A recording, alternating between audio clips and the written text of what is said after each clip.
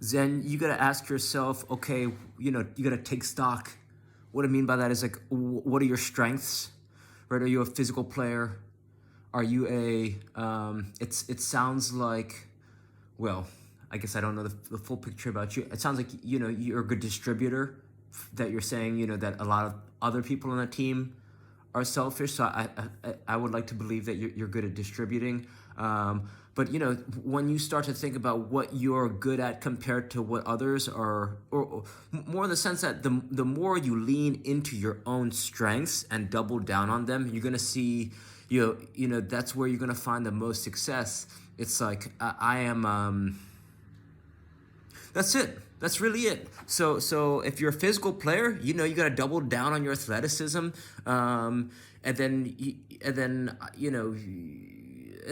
that's like the foundation of your game. And then from there you could go, okay, what's the second thing that will make me super dangerous? So you could say, all right, well, I'm super athletic, and then maybe I'll really work on dribbling so that you could be super fast and athletic and a great dribbler, or maybe what's the opposite of that? Maybe you're super technical, and maybe you're not the most physical, but similar to Messi, you're a great dribbler and you got great endurance. You just have, for whatever reason, you just people have commented that you never get tired or something like that. So those are two areas you could double down on, as just an example. It's like maybe you're super strong on the ball.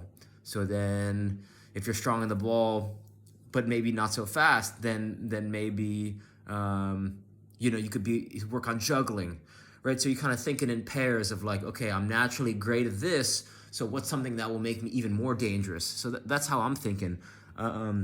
If you're in the midfield, juggling, man, juggling all freaking day. Like I would get to practice.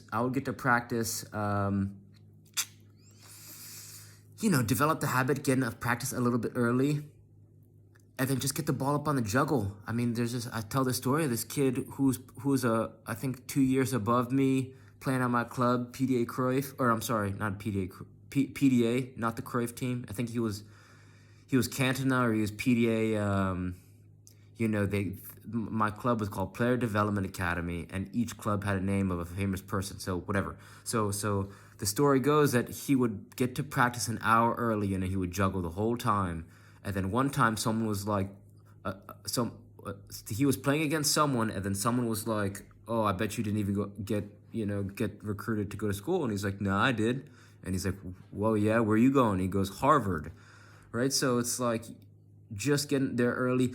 And the reason I say juggling is because a lot of midfielders, center midfielders, can look good with the ball at their ball when they get played perfectly at their feet, but not a lot of midfielders can be great when the ball is like getting blasted at their shin, at their hip height, or at the chest height. So your ability to take the ball out of the air and be super calm in the midfield can be a superpower, right? You're a distributor. You don't necessarily need to make, the fact that you said that your teammates are selfish, good. I'm glad they're selfish. Feed them that stuff all day. Your job is to kind of control the tempo of the game, whether that's push the tempo of your own team, or that could be feeling the tempo of the other team. If the other team likes to play fast, maybe you slow it down. If the other teams, you feel that they're getting tired, maybe you push the tempo. So that could be sending balls in through.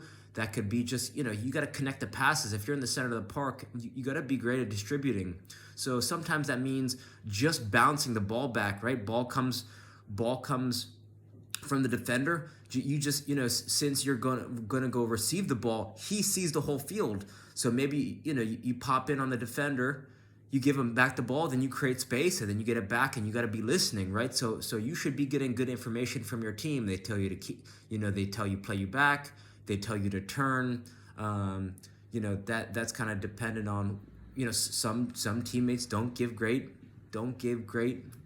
advice or direction. So juggling though, at least 1 minute a day, right? Because if you get the juggling up, then juggling improves your passing, juggling improves your shooting, juggling even improves your dribbling. So you're hitting 3 birds at 1 stone just by juggling different size balls. I mean, are you Are you taking a soccer vacation? Do you have a size? Are you bringing a ball with you everywhere you go?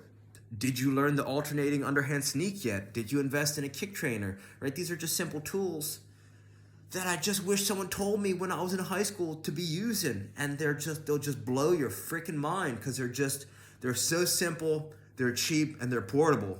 It's like all freaking day I'd be getting touches on the kick trainer, or I'd be juggling all freaking day with a size, with a tennis ball, with a size 1 ball. I mean, just keep a ball on you at all times. Get to practice early and get it going. And if you don't, you gotta have, I'm sure you could come up with a way to get $5. You get $5, you make your own RMT rope at your local hardware store. And this is probably one of the best strength and movement tools because it's effortless strength training, right? I'm telling you, if you haven't learned the alternating underhand sneak or the double behind the back, here, look, the double behind the back, it looks like this.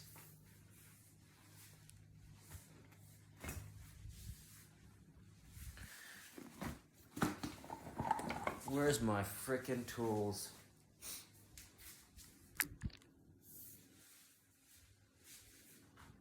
Okay.